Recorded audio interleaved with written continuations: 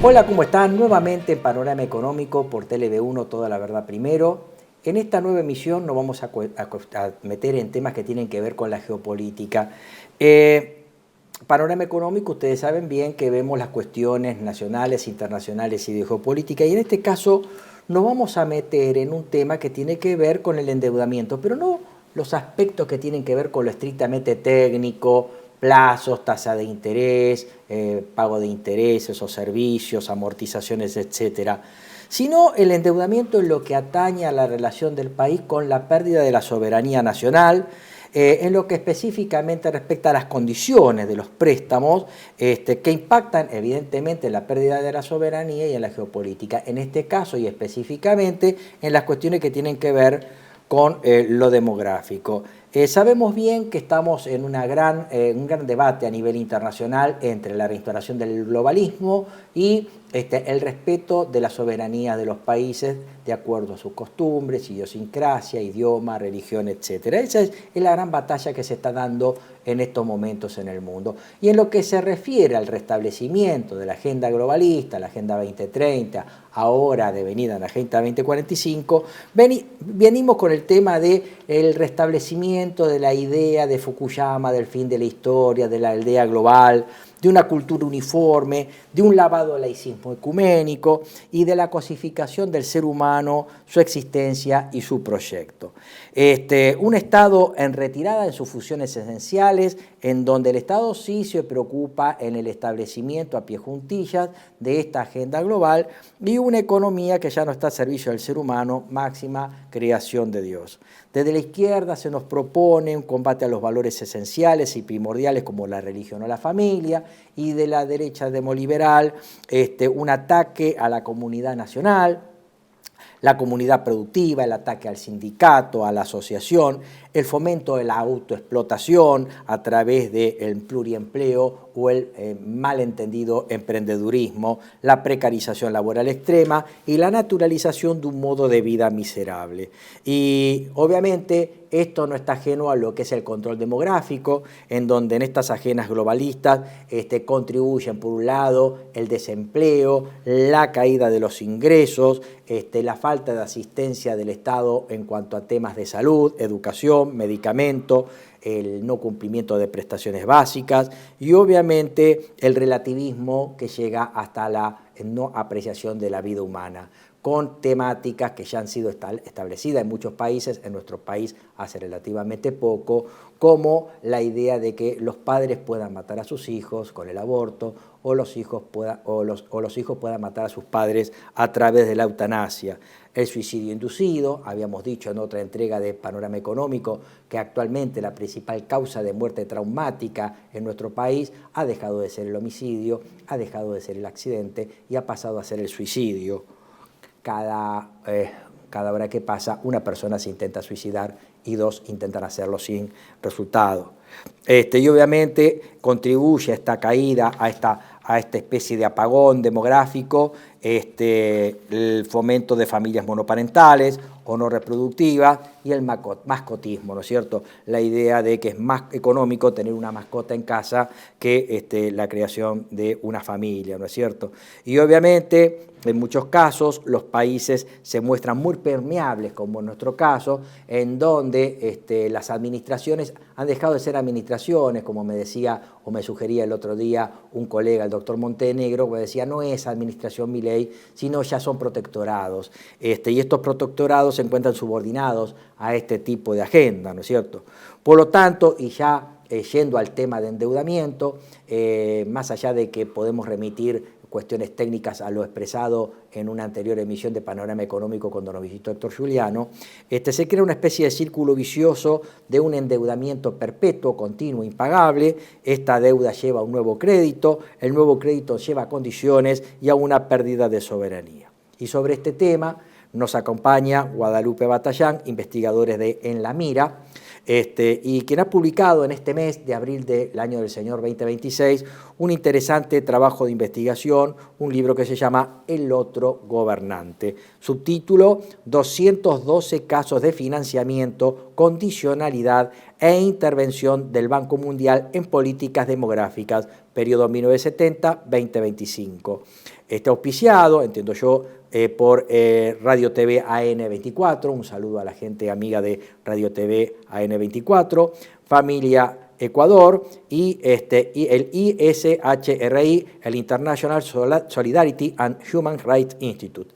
Nos acompaña Guadalupe Batallán. Bienvenida a Panorama Económico y contale a la gente quién sos, a qué te dedicás, antes de comenzar a preguntarte sobre tu muy buena obra. Bueno, primero que nada, muchas gracias por la invitación y por interesarte en la investigación, que me parece que yo la hice porque me pareció muy valiosa y me encanta que el resto también encuentren ese valor. Bueno, yo soy Guadalupe, tengo 27 años, soy de acá, de Argentina. Publiqué 4 libros en el pasado sobre aborto, eutanasia y comercio sexual, es decir, pornografía y prostitución, más o menos con el mismo enfoque, ¿no?, de respeto de la dignidad humana a todos ellos. Empecé mi activismo en el 2018 con el tema del aborto acá y desde entonces la verdad que me he dedicado a profundizar en estos problemas que la verdad, salvo el aborto, que creo que fue como el más polémico en su momento, el resto son cosas que que son tal vez de un análisis político un poco más profundo y que la verdad que con no sé, el devenir electoral, con la agenda tan inmediata, muchas veces no nos paramos a profundizar a menos de que el tema empiece a quemar. A mí con el tema del aborto en Argentina me quedó muy claro que nuestro gran y principal problema es que arrancamos a desarrollar las problemáticas cuando el tema ya estaba tocando la puerta, ¿no? Entonces, todo mi trabajo en estos años ha ido en ese sentido, ¿no?, en tratar de llegar un poquito antes. Porque a pesar de que llegamos tarde al tema del aborto, tuvimos muchas posibilidades y sabemos que en definitiva ese debate terrible del 2020 fue absolutamente... Fue muy amañado y fue una minoría circunstancial. Sí, y estuvo absolutamente intervenido, ¿no? Absolutamente. O sea, si se hubiera hecho lo que la Argentina quería, el resultado hubiera sido otro. Si hubiera opinado la Argentina toda y profunda, sin duda estaríamos... Y si los representantes hubieran efectivamente representado el soberano, exactamente. ¿no? Pero... yo te quiero hacer una interrupción. Antes de cámara, yo hacia Guadalupe le manifesté mi reconocimiento porque consideré en su momento, y sigo considerando, que es una de las personas más esclarecidas, más transparentes en esta temática de la lucha a favor de la vida. Se lo he dicho personalmente porque actualmente hay mucho oportunista que aboga en favor del derecho a la vida, y más que abogados por la vida son abogados por la viuda, porque en realidad son otra cosa más que colectora de la libertad avanza. Hay que reconocerlo. Y me parece que Guadalupe hizo un gran trabajo en su momento, que nos pegó duro a todos los argentinos, porque estamos en un verdadero apagón demográfico, ha caído la tasa de fecundidad, más allá de estos temas que hemos mencionado en la presentación del programa, y lo que estamos hablando de que la economía está generando una suerte de desaparición económica de los argentinos, a través de estos institutos, entre ellos el aborto, está generando la desaparición de los argentinos, porque el país está muriendo porque no hay reproducción, no hay familia y obviamente no van a haber más argentinos en algún momento. O sea, el país va a quedar disminuido en una gran planicie, grandes emiratos con el carbonato de litio, con el petróleo, con el carbón, con el cobre, etcétera, y un país casi vacío y los pocos argentinos que queden con un plan de vida prácticamente frustrado, que van a tener que ir al exterior con la doble o triple ciudadanía a buscar trabajos en el exterior, se transformarán en transhumantes por el mundo, y una parte de los argentinos en esta pequeña economía que quede, y finalmente muchos jóvenes también lanzados al flagelo de la droga, la desnutrición y ser ciudadanos de segunda. Me parece que esta lucha continúa, en algún momento se va a tener que revertir esta situación y bueno, tenemos que estar firmes, prudentes e inteligentes para hacer frente a los tiempos que se vienen, ¿no es cierto? Sin duda, sin duda. Ahora sobre el tema de las condiciones en los contratos por endeudamiento respecto al Banco Mundial, periodo 1970-1925.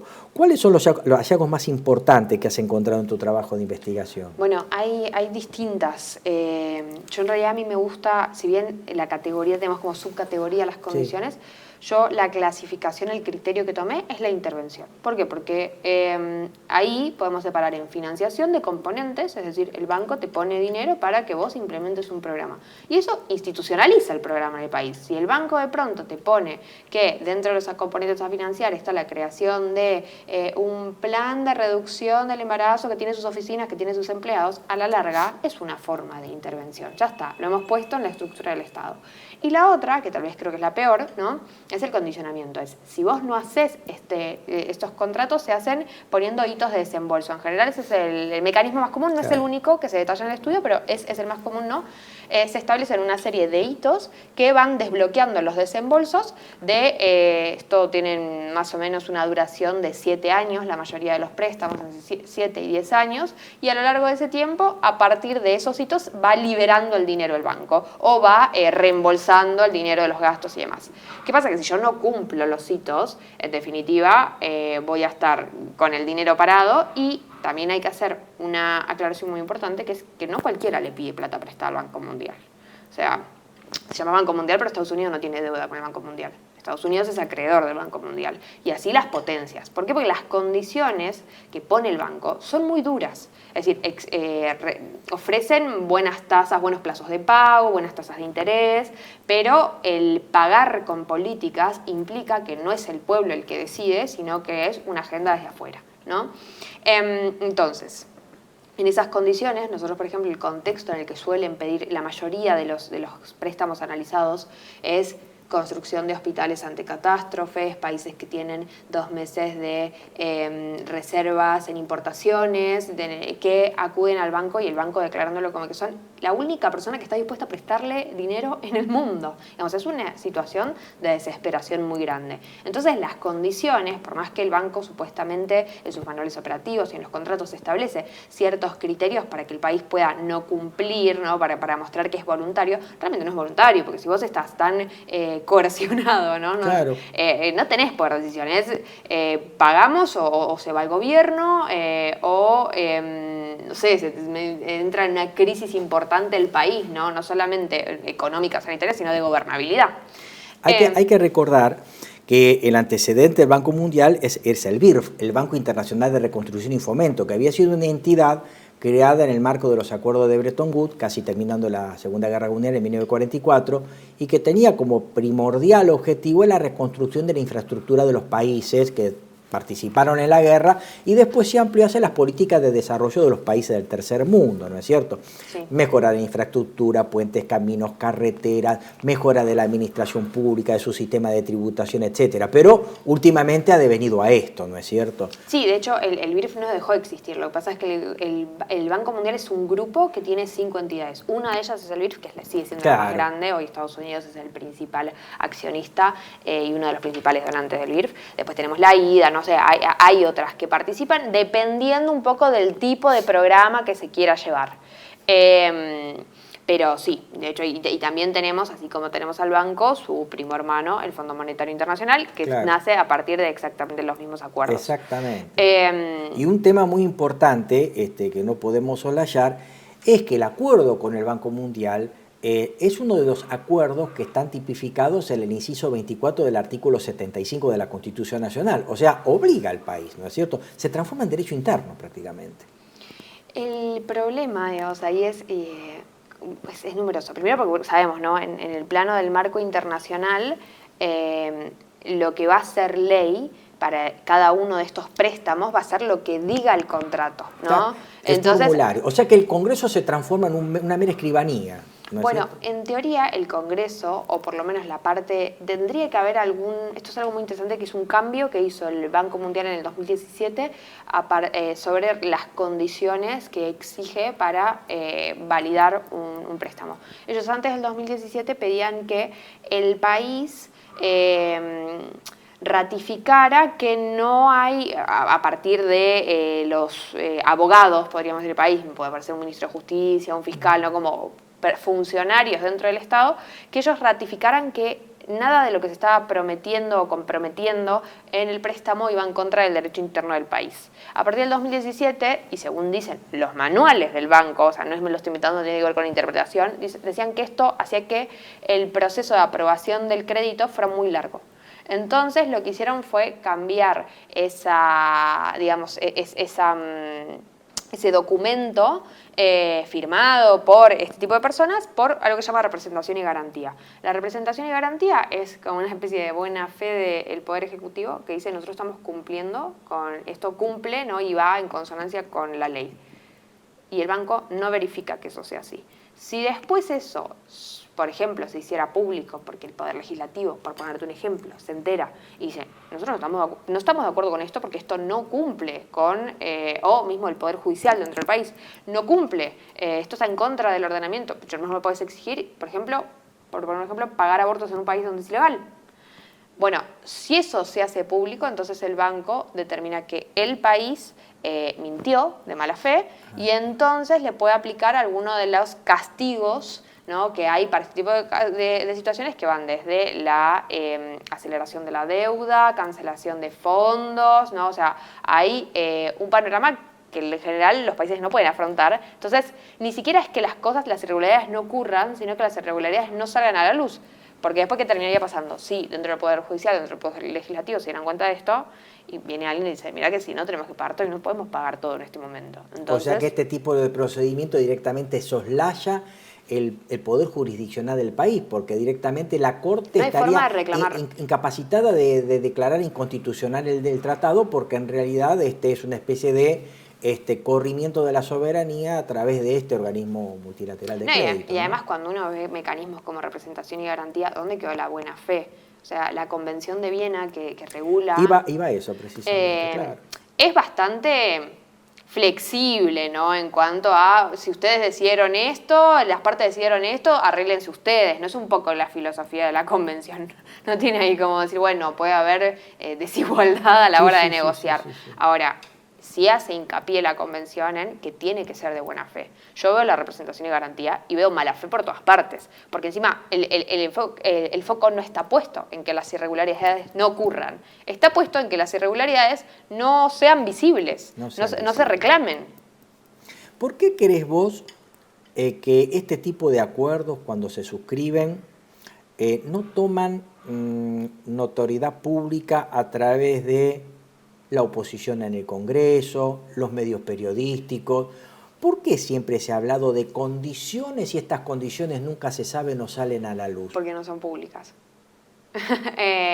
¿Pero se le prohíbe al Ejecutivo hacer públicas este tipo de condiciones? No, el Ejecutivo tendría que hacer públicas estas porque condiciones. Forman parte de los actos de gobierno y deben ser públicos. Vos fijate que, por ejemplo, si yo hiciera un pedido de información pública, el gobierno tendría la obligación de darme esta información. Lo que pasa es que no hay ningún tipo de página o web de transparencia. Por ejemplo, Milei, en lo que va de su mandato, pidió 8 créditos al Banco Mundial.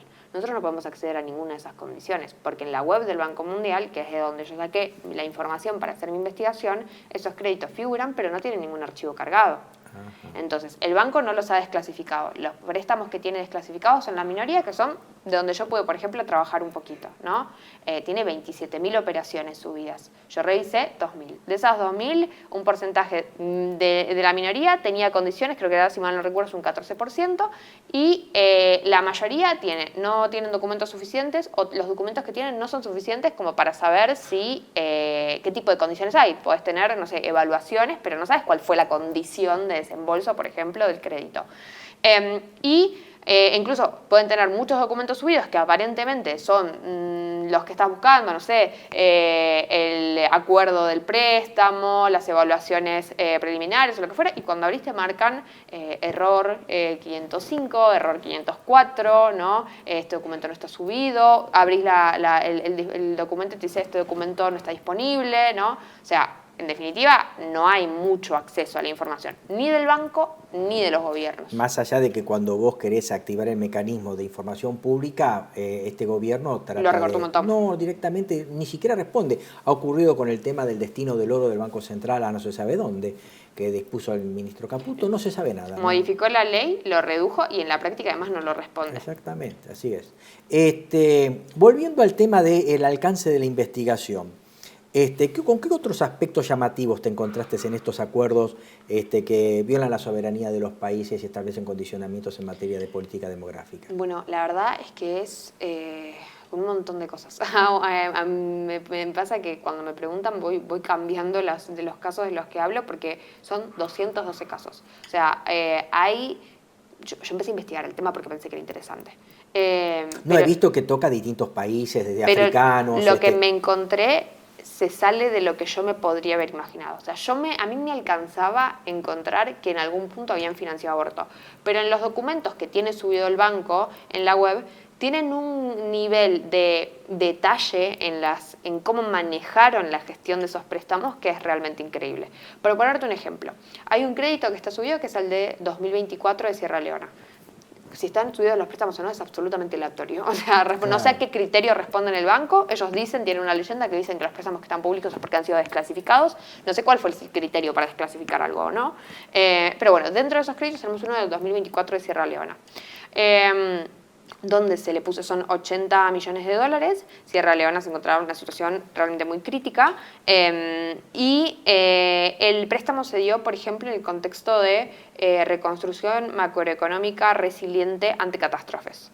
Esto es importantísimo, ¿por qué? Porque uno de los hitos que condiciona los desembolsos de Sierra Leona a diciembre del 2027 es la aprobación de la Safe Motherhood and Reproductive Health Act, que según los propios documentos del banco dice que es para prevenir embarazos no deseados y regular abortos inseguros.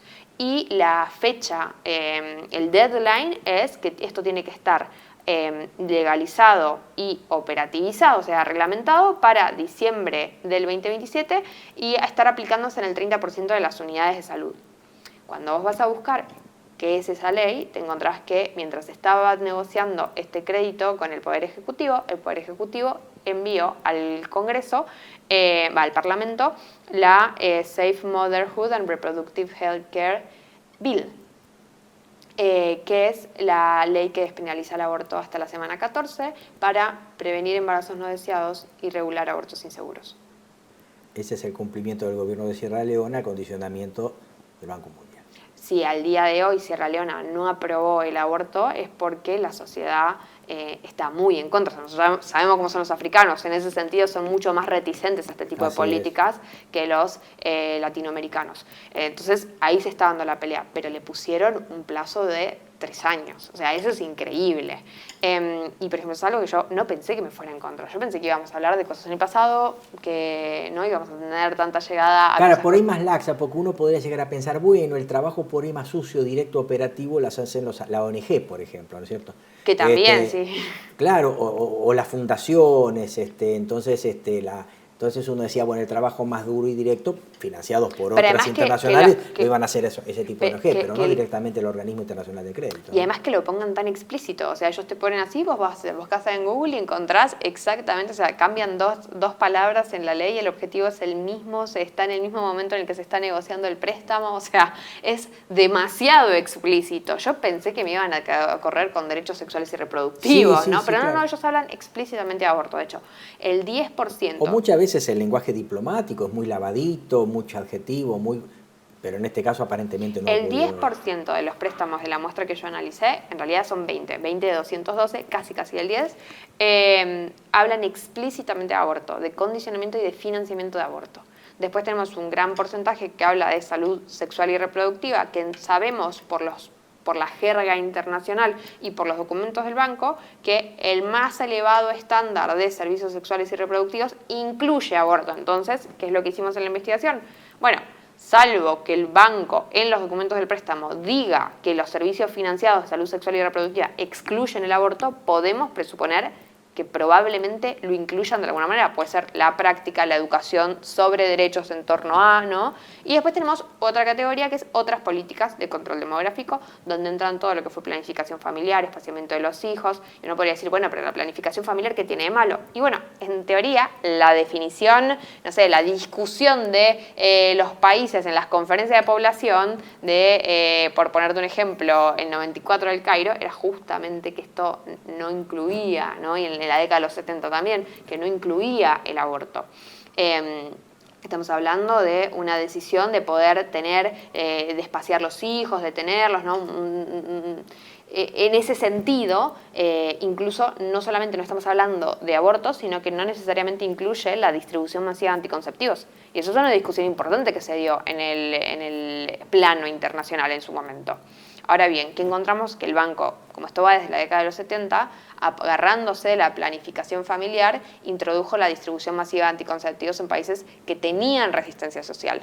Obligó a cambiar leyes, porque en general en la década de los 70 la distribución de anticonceptivos estaba bastante más regulada que es lo que es hoy. Ellos lo que hicieron fue ampliar que personal no sanitario pudiera dispensar anticonceptivos sin ningún tipo de supervisión o ampliar la cantidad de, ¿cómo se llama?, de entregas antes de llegar a tener esa autorización, el tema de la publicidad de los anticonceptivos y demás. Y vos ves en los mismos reportes, porque bueno, tal vez hoy en el 2025 vos lo mirás y decís, che, bueno, pero esto no es noticia, ¿no? Pero en la década de los 70, de los 80, en países de mayoría islámica, en países africanos, en países donde la Iglesia Católica en los 70 y los 80 tenía otro poder, bueno, evidentemente sí era bastante escandaloso, ¿no? Entonces el banco empezó ensayando eso, ¿no? Y hasta hoy, por ejemplo, estar pidiendo legalizaciones del aborto, como es en el caso de África. Y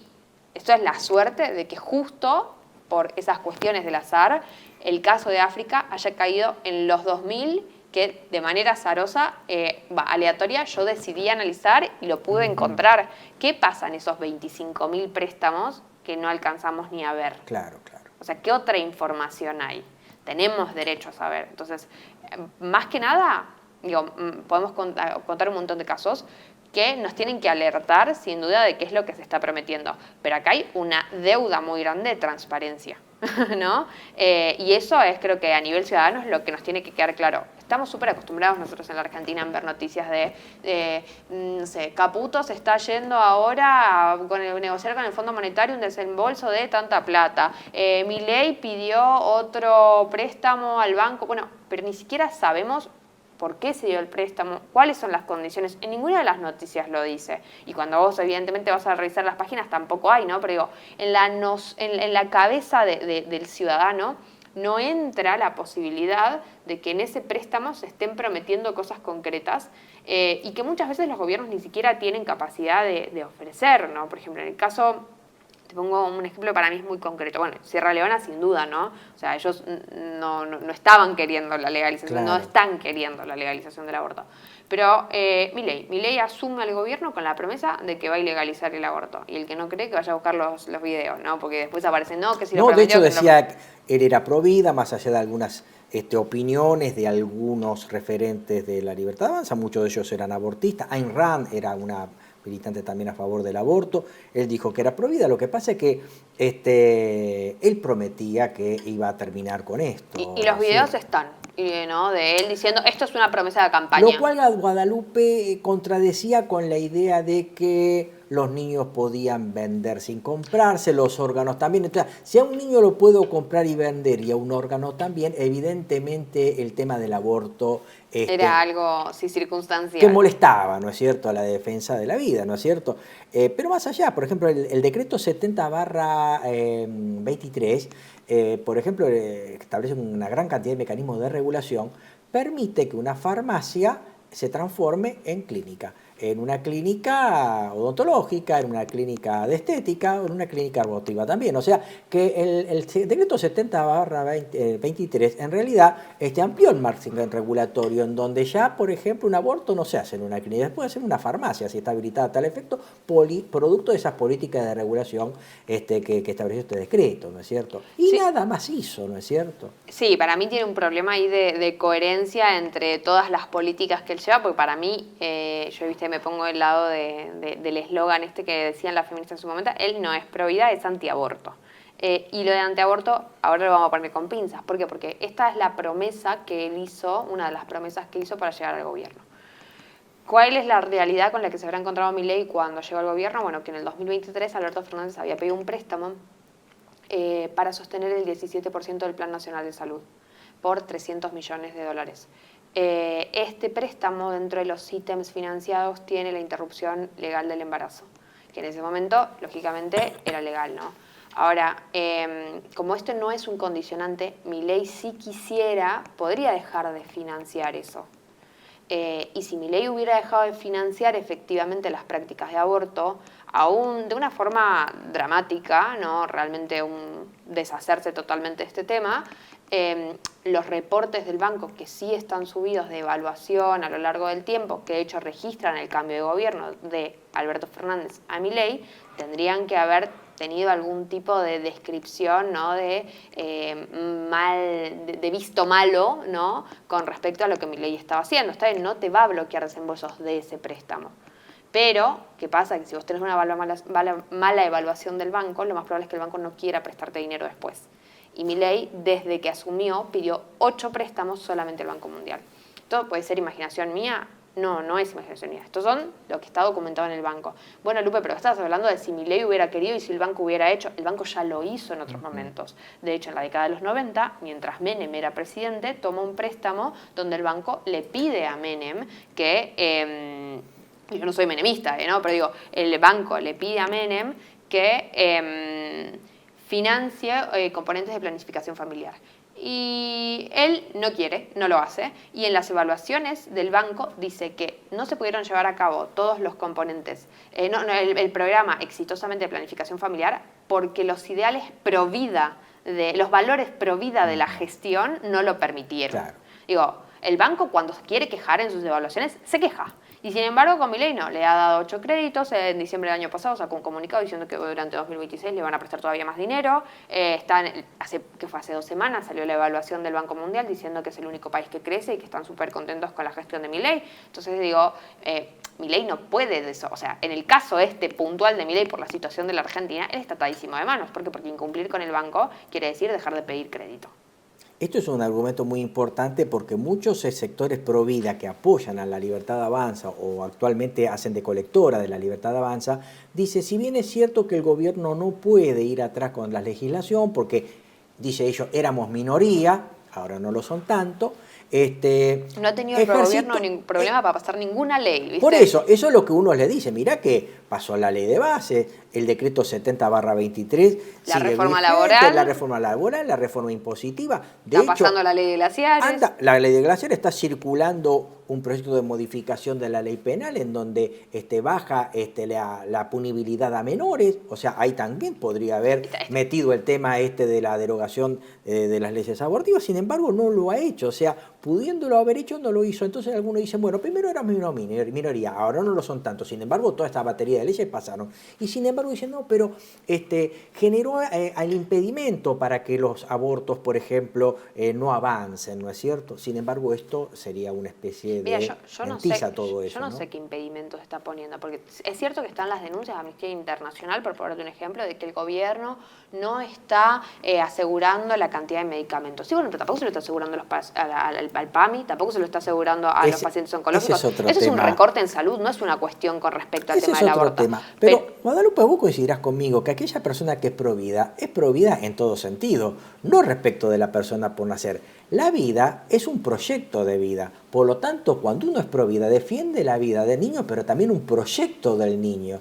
La ley 23849, cuando establece la reserva al Tratado sobre los Derechos del Niño, define por niño a una persona desde su concepción hasta los 18 años. Es una ley. en la Constitución, es artículo 75, inciso 22 de la Constitución e inciso 23. Sin embargo, y a pesar de todo esto, que no ha llegado en ningún caso a la Corte, nos encontramos como una especie de quietud y parálisis en el análisis, ¿no es cierto? En donde vemos que esto no avanza, por lo tanto, si no avanza, ya sea por acción o por omisión, forma parte del problema también, ¿no? Sin duda, y además, agreguemos, digo, no solamente tenemos el recorte a nivel medicamentos, sino que bajo el gobierno de Milei es que se dio la multa a la Clínica Santa Isabel de Omint de casi $5.000 por no dispensar abortos. Y eso lo firmó un funcionario de Milei, no lo firmó un funcionario del kirchnerismo. Entonces, no nos hagamos, digo, como a la Santa Isabel me parece que no sé si estará tan de acuerdo en que Milei es pro vida, porque digo, vos podés después decir, no, bueno, es que él no tiene control y no sé qué. Sí, bueno, pero son el tipo de cosas a las que le tenés que prestar atención. Porque si vos no tenés control sobre tus funcionarios, ¿a quién pusiste? Es cierto que tiene una interna muy grande, pero si mal no recuerdo, creo que Blanco, tiene un apellido compuesto, este hombre, pero el subsecretario es un tipo de Milei.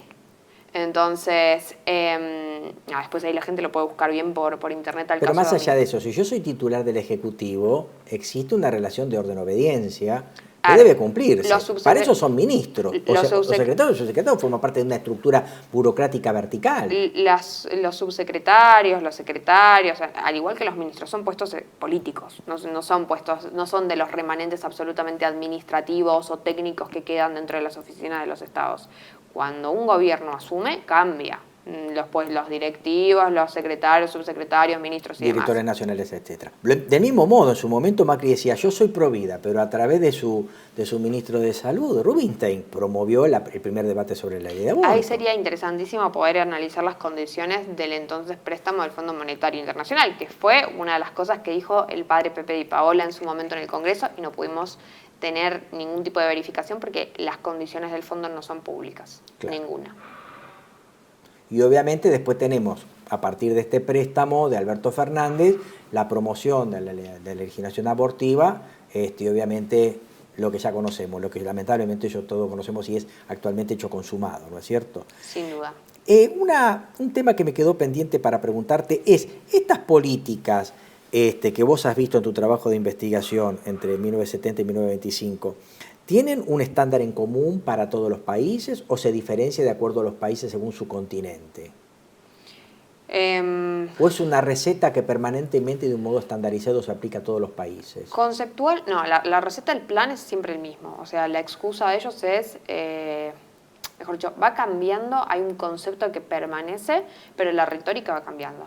En los 70 ellos establecían sin ningún tipo de problema metas demográficas y decían que era para la reducción poblacional. Sin ningún tipo, era el contexto de los 70, en ese momento esas cosas se hacían de esa manera. En torno a los 90 la retórica empieza a cambiar, estamos hablando del Cairo, aparecen los derechos sexuales y reproductivos, y además también empiezan a ver un poco el fracaso de la persecución retórica de metas demográficas concretas. De hecho hay un caso muy interesante que es, en la década de los 90, un préstamo que se le da a Ruanda en ese momento, o sea, ellos... justo a mí en mi muestra me tocaron muchos préstamos de Ruanda en ese momento. Tenemos préstamos del 89, 84, ¿no? O sea, tengo un poco bastante de la previa, ¿no? Y hay un préstamo en particular que dice que se habían establecido un programa de planificación familiar, pero que producto del genocidio surgió en la sociedad un sentimiento cultural de reemplazar a los perdidos, claro, que impidió que el programa de planificación familiar se pudiera llevar con éxito. Entonces, como aprendizaje, en el informe de evaluación final lo dice, ¿no? Como aprendizaje para la próxima, el banco saca que ya no tiene que perseguir metas demográficas agresivas, sino que le convendría más hablar de poner el foco en la supervivencia del niño y de la madre, salud materna y demás, que es después lo que, de la mano de lo que viene la retórica de derechos sexuales y reproductivos. Claro. Entonces, en general, ese es el gran cambio. Hoy seguimos en esa. De hecho, hoy la mayoría de las veces que el aborto se presenta en ese marco, ¿no? De supuestamente una prestación para la mujer en pos del bien de la mujer y del niño. Sin embargo, cuando vos seguís analizando los préstamos, siguen recalcando que la tasa de fecundidad es alta. Entonces, evidentemente hay un programa de reducción demográfico y esto es imposible no analizarlo. De hecho, es marco teórico para el informe, el Memorándum 200 de los Estados Unidos de Seguridad Nacional. Está vinculado con ese informe de Kissinger, que fue desclasificado en la década del 70, 74, que era... Ajá. Sí, a ver, por varias razones. Por un lado, porque nos plantea, con la coincidencia que nosotros tenemos de préstamos, ¿no? Vemos cómo el banco comulga perfectamente con esa agenda que preveía Estados Unidos en ese momento para el resto del mundo. Que no quiere decir necesariamente, ahí ya lo dejo a opinión de la audiencia, ¿no? Si es la agenda que persigue hoy puntualmente Estados Unidos. Pero es cierto que las potencias también influyen sobre estos organismos. Es que financian a los organismos. Y es muy interesante porque el informe Kissinger lo que planteaba en ese momento era que Estados Unidos, para intervenir en la política demográfica de los países, para la gente que no lo conoce, que seguramente será la mayoría, porque estamos más o menos en el medio, nos conocemos, ¿no? Pero contalo por ahí a la gente que por ahí pincha el programa y quiere ver y no conoce el tema. El informe Kissinger lo que plantea es que los recursos naturales de una serie de países, son 8 o 9 países, India, México y demás, ¿no? Son fundamentales para los Estados Unidos. Este informe se hizo extensivo no solamente a esos 8 o 9 países de los cuales estoy hablando, sino con especial peso en África y en América Latina. Época de la Guerra Fría. Lo que se quería era que estos países, con una reducción de la tasa de demografía, generaran excedentes para los países centrales industriales, de alimentos, minerales, etc. Y veía como un obstáculo que la reproducción y la industrialización de estos países a través de un mercado interno quitaran esos recursos a los países centrales y eventualmente también generara cierta competencia, ¿no es cierto? Sin duda, o sea, la reserva pasaba por tener a los países desindustrializados, y para tenerlos desindustrializados había que tenerlos con baja población, claro, porque la industrialización es una consecuencia del crecimiento demográfico, independientemente de cómo ocurra ese crecimiento demográfico, ¿no? Todos estamos de acuerdo en que la sostenibilidad planetaria, la sustentabilidad planetaria es un problema. Lo que pasa es que la diferencia de las dos bibliotecas es cuánto tiempo hay hasta que ese problema estalle, ¿no? Hay gente que viene de la mano del Banco Mundial y de este tipo de agendas que plantean la reducción demográfica y también visiones muy maltusianas, ¿no? De que esto va a pasar ya y entonces las medidas que hay que tomar son artificiales, drásticas y hay que terminar con este problema ahora. Hay otro lado de la biblioteca que dice, tenemos un tiempo importante y podemos apuntar a la planificación familiar natural, claro, no a los métodos artificiales. Hay una planificación familiar natural que se da producto de que la gente estudia, de que se alargan los procesos de vida, de que la gente decide tener menos hijos. Es mucho más orgánico y no tiene que ver con invertir en marketing social para que no tengas hijos, en esterilizaciones para que no tengas hijos, ¿no? Digo, es respetuoso del proyecto de vida de esos ciudadanos. Entonces, acá nadie está diciendo no, que se vaya todo al carajo, ¿no? Sí, pero sí. Esos eran los dos modelos que en ese momento se estaban discutiendo y, de hecho, es uno de los temas centrales de la Conferencia de Población y Desarrollo de Bucarest. Y es interesantísimo el Memorándum 200 porque en ese plan lo que ellos afirman es que ya los Estados Unidos no pueden bajar esta agenda directamente de Estados Unidos hacia los países porque va a ser visto como una forma de imperialismo.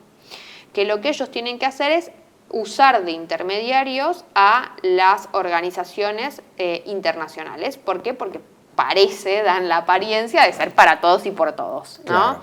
Ahí entra, de hecho, en el informe se nombra 21 veces a la IPPF en este contexto. Claro. Pero además tiene un apartado particular donde hablan del Banco Mundial. Los acuerdos de Bretton Woods dicen que el Banco Mundial y el Fondo Monetario no pueden ser utilizados por los financistas o por los intereses de los países que formen parte de la junta directiva para hacer injerencia en la soberanía de otras naciones. Ahora, en el informe, en el Memorándum 200, Estados Unidos dice concretamente que lo que tiene que hacer Estados Unidos en ese momento es invertir fuertemente en instituciones como el Banco Mundial, y lo dice explícito varias veces, para poder a partir de ahí bajar la agenda que quiere, convirtiéndose uno de los grandes accionistas, teniendo más poder de decisión y demás.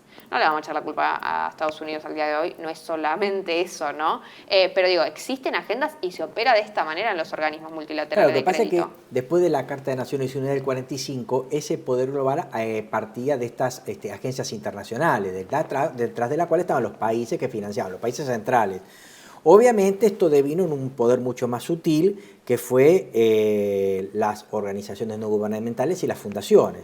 Y obviamente organizaciones que terminan financiando este tipo de organizaciones, ya sea por izquierda o por derecha. La Fundación Ford financia al CELS, pero también financia a una agrupación de tipo liberal también. La Fundación Atlas, la Fundación Ebert, estamos mencionando fundaciones de por derecha y por izquierda, que en definitiva es, como dice Salvucci, pedal por izquierda, pedal por derecha, pero la bicicleta siempre va en el mismo sentido, ¿no? Sí, tal cual, coincido.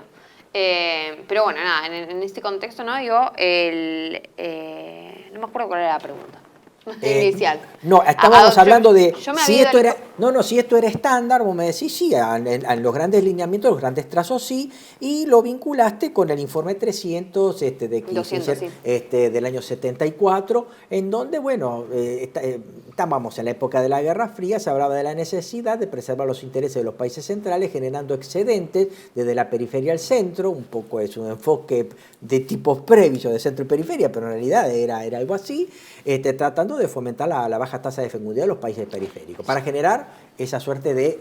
Y aparte también un tema que es interesante, Guadalupe, cuando un país emprende un objetivo de industrialización o de generación de valor agregado industrial, genera una fuerte integración a nivel local, por lo tanto necesita de una población creciente para que aporte trabajadores, pero también constituya mercado, ¿no es cierto? Y aparte el otro tema, que cuando un país se industrializa, también se integra todo la agencia educativa, la escuela de educación técnica, la primaria, la secundaria, la universidad, y también genera lo que se llama el ascenso económico social vertical de la población, y lo cual genera también problemas intestinos dentro de un país que puedan llegar a socavar los intereses de los países centrales.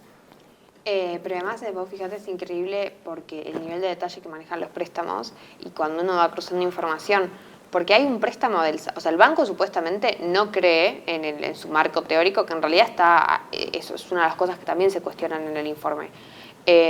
Hay grupos de investigadores importantes que sostienen que la experiencia, la evidencia científica que presenta el banco para asentar sus políticas tiene un nivel de autocitación muy grande y realmente no está comprobada. Entonces el banco viene a ofrecerte una experiencia para, salir de la pobreza y entre esos te mete la reducción demográfica y realmente no está probado que esa conexión de ideas sea tan lineal como ellos la manejan. Y sin embargo, ahí va, ¿no? O sea, tenés que aplicar esta receta. Ese es el primer punto. Y el segundo es que el banco, supuestamente, no cree que el crecimiento demográfico sea algo bueno que puede ser bien utilizado. Sin embargo, hay un préstamo, como te decía, del Salvador, donde ellos dicen que tienen que reducir habla de otra cosa, no tiene nada que ver, que en ese sentido no tiene que ver con estos temas que estamos hablando, pero ellos están hablando de una serie de medidas que van a tomar para reducir la muerte materna y dicen que la reducción de la muerte materna y neonatal es un incremento en el PBI porque ese niño crece y se vuelve productivo, ¿no? Entonces, bueno, ahí sí vale. Claro. Pero cuando es apostar por la natalidad, no. Y de hecho, de los 212 casos, hay un único caso donde la tasa de fecundidad no disminuye desde que el banco se aprueba, desde que inicia el crédito hasta que termina. En todos los otros casos se mantiene o se reduce. El único caso es en el de Irán en 1973, porque Irán estaba muy mal, pide crédito y en el medio es el boom del petróleo. Claro. Irán se ve beneficiado y empieza a incumplir todas las condiciones que el banco le estaba poniendo, al punto de que el banco termina cancelando el préstamo por incumplimientos sucesivos, e Irán, que estaba en muy buena situación económica, deja de ser deudor del banco para ser acreedor. O sea, y ese es el único caso donde la tasa de fecundidad es un préstamo que dura muy poquito tiempo, porque es justo el momento del cambio. El único caso donde la tasa de fecundidad aumenta, de 212 casos. Hay algo que tiene que estar diciendo, ¿no? ¿Qué países vos ves que se encuentran más subordinados a este tipo de políticas y si encontraste países que están aislados de esta problemática o que tienen una política más autónoma. Bueno, es medio retórica la pregunta, pero me parece interesante. En mi muestra, el grupo mayoritario es países africanos. Claro. O sea, ahí es donde fue con más virulencia. Porque, de hecho, África al día de hoy sigue teniendo tasas de fecundidad realmente muy altas, ¿no? Y vos analizás y te decían, no sé, tasa de fecundidad de 6.5. Y además es de una locura, porque yo leía eso y decía, yo no entiendo cómo un organismo te puede hacer creer que eso es un problema. O sea, el problema no es que sea de 6.5, el problema es en las condiciones en las que estás viviendo. Pero eso es una oportunidad bárbara. Pero aparte hasta los economistas siempre nos han metido en la cabeza que África es un continente inviable, no un país, un continente inviable. O sea, es algo totalmente falso. Pero bueno, forma parte de esta argumentación que coadyuva este tipo de políticas, ¿no? Tal cual. Digo, tenemos principalmente países africanos. Después viene el grupo de los países latinoamericanos, Latinoamérica y el Caribe. Y después tenemos un gran grupo asiático. Yo ahora no me acuerdo exactamente los porcentajes, pero la primacía entre estos tres grupos no es tan grande. Entre Asia y África ya sí un poquito más, pero América está bastante pegado, o sea, no se imaginen una cosa muy grande. Y después hay un grupo muy, muy, muy chiquito, eso sí, de Europa del Este. Digamos, yo no encontré, por lo menos, eso puede ser completamente azar o falta de, ¿no? Pero no encontré a Oceanía en los créditos. Y obviamente no encontramos potencias. A eso iba, por eso la pregunta era retórica, precisamente son las que precisamente se encuentran sustraídas de esta problemática. Tal cual, tal cual. Y ahí volvemos a lo que decíamos al principio, no cualquiera le pide crédito al Banco Mundial, al Fondo Monetario, al BID y demás, ¿no? Eso también porque hay ahora, sobre todo con este gobierno que está tomando mucho crédito, esto de, bueno, nosotros tomamos y total, pateamos la deuda, conseguimos mejores, ¿cómo se llama?, plazos para pagar y demás, y roleamos la deuda, claro, ¿no? Porque pero no es gratis. Claro, nos detenemos en los aspectos técnicos, se quita la tasa de interés, cuestiones más como que si no hubiera condiciones. Eso es lo que generalmente no aparece, como se dice ahora, visibilizado a este tema. Así que, y el papel, por ejemplo, de países grandes, potencias, como por ejemplo India, China, Rusia. Bueno, de India y de China sí tuvimos bastante de la muestra. China, por ejemplo, coincidió los préstamos que se le dieron con la política del hijo único. Sí, obviamente después la revisaron, pero generó un problema demográfico muy serio en China. Y lo que es India, si mal no recuerdo, es en la década de los 80 y de los 90, India, Bangladesh, Pakistán, Nepal, tuvieron bastante toma de préstamos. En el caso de India y de Bangladesh, principalmente, también muchas prácticas coercitivas de salud reproductiva. Está bien, es algo que sabíamos. El banco, cuando les da el dinero a estos países para este tipo de políticas, la postura, de hecho, India es particularmente problemática porque tiene muchos préstamos con prácticas coercitivas de salud reproductiva. Bueno, de hecho, actualmente es el país con más población en el mundo, superó a China. Sí, pero además digo, como hay que asentarnos, ¿no? Digo, nosotros conocemos los relatos de esterilizaciones forzadas en India y demás a las poblaciones vulnerables de abortos por selección de sexo. El banco financiaba programas de salud donde financiaba insumos, entrenamiento, capacitación, ¿no? Como toda la estructura para que esto se pudiera dar, ponía una especie de avisos simbólicos de nosotros. Nos parece mal lo que está haciendo el gobierno, no vamos a poner plata para esto, pero sí vamos a financiar toda la estructura para que esto funcione. El gobierno se tiene que comprometer a cambiarlo, pero mientras tanto nosotros te damos la plata. Mientras tanto sabemos que hay abortos por selección de sexo, nos parece que está mal, pero mientras tanto te damos la plata para que financie los abortos, que van a ser por selección de sexo, ¿me entendés? Entonces, en ese sentido, sí hay bastante, y también así como con mucha fuerza. Aparte esto parece un problema insoluble porque es de práctica, es muy común que estas líneas de crédito que toman los países generalmente no van destinadas a los objetivos iniciales para los que fueron acordados.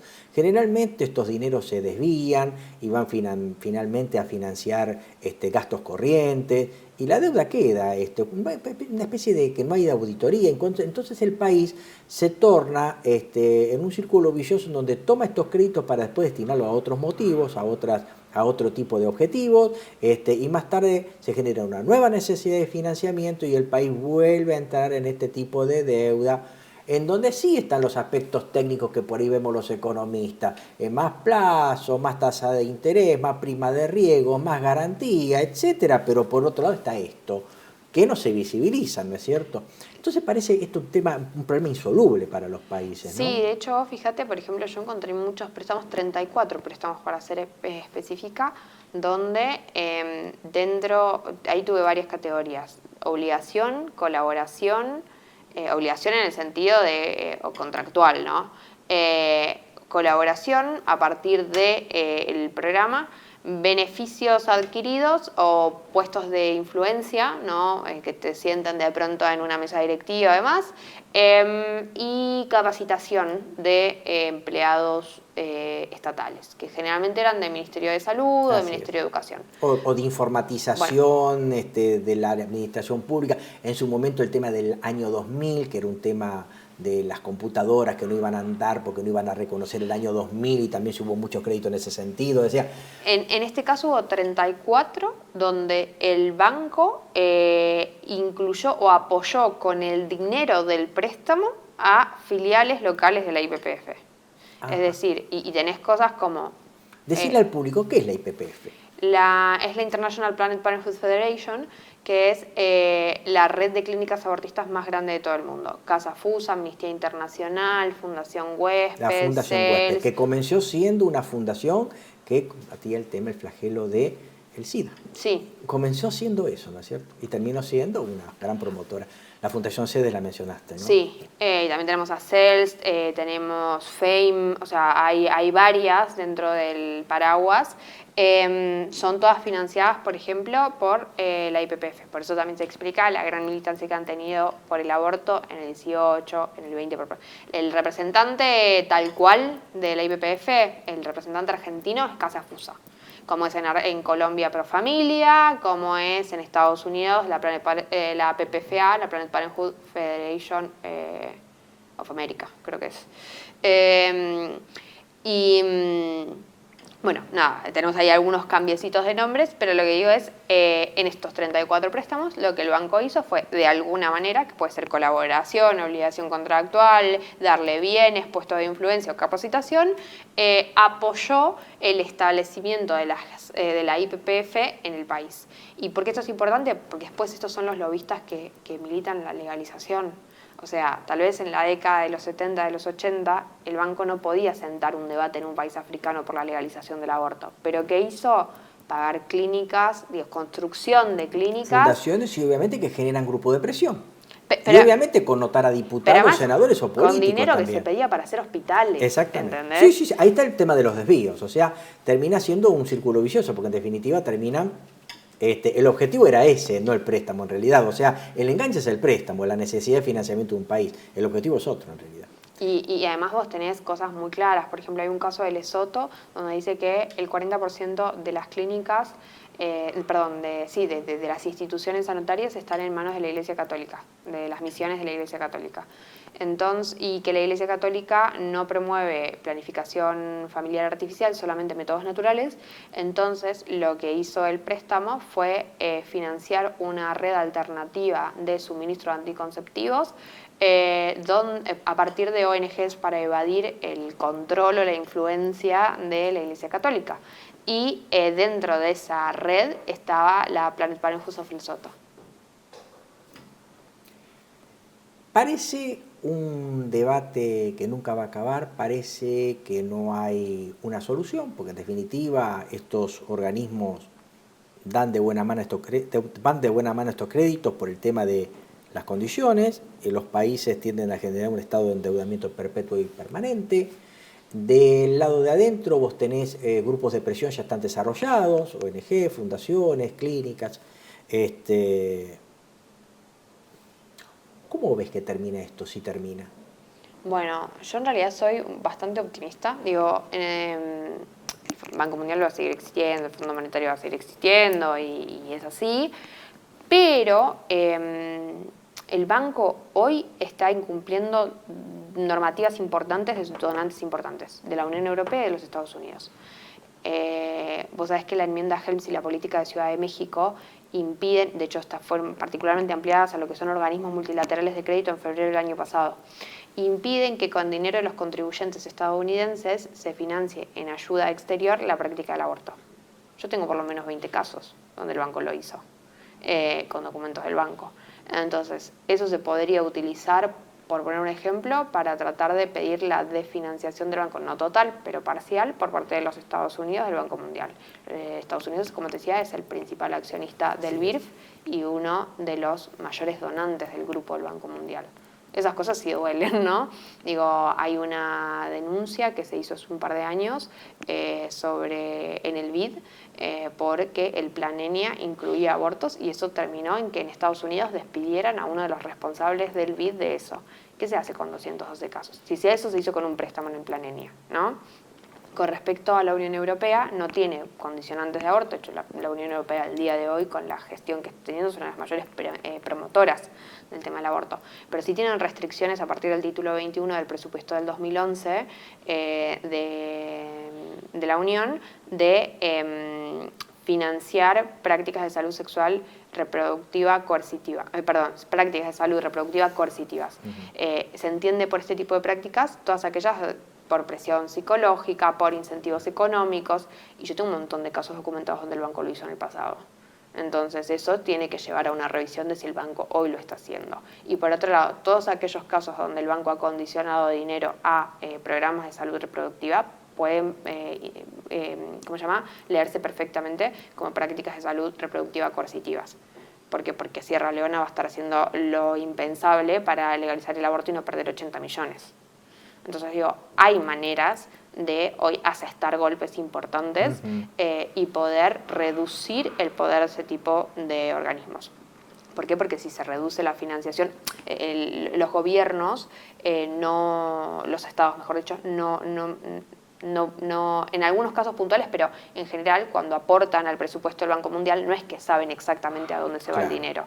Entonces yo no puedo asegurar si el dólar de Estados Unidos fue a parar justo a ese préstamo. Pero eso ya es igual suficiente, digamos, como no puedo hacer esa separación, es que este caso vale para replantear o para dar esas discusiones. O sea, el tema del corte del financiamiento.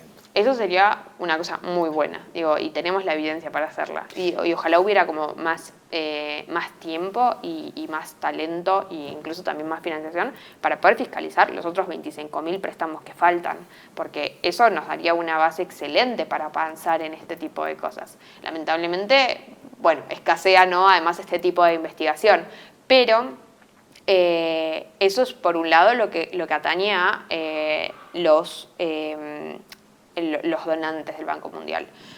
Para el resto, que no estamos en Estados Unidos, ni somos la Unión Europea, ni estamos en ese grupo selecto de grandes donantes, y bueno, hay que empezar a fiscalizar la deuda, la actual y la pasada. Muy interesante. Ya lo dice el Juliano, pero en este aspecto, eso desde el punto de vista de lo técnico, de la potestad del poder para endeudarse, pero en este caso lo que vos decís también, en lo que se refiere a las condiciones, ¿no? Sin duda. Y aparte que nuestro país tiene un plexo normativo que es provida, comenzando por pero además, el preámbulo de la Constitución, invocando la protección de Dios, fuente de toda razón y justicia. En el artículo 19 también está Dios, o sea, no es una constitución positivista.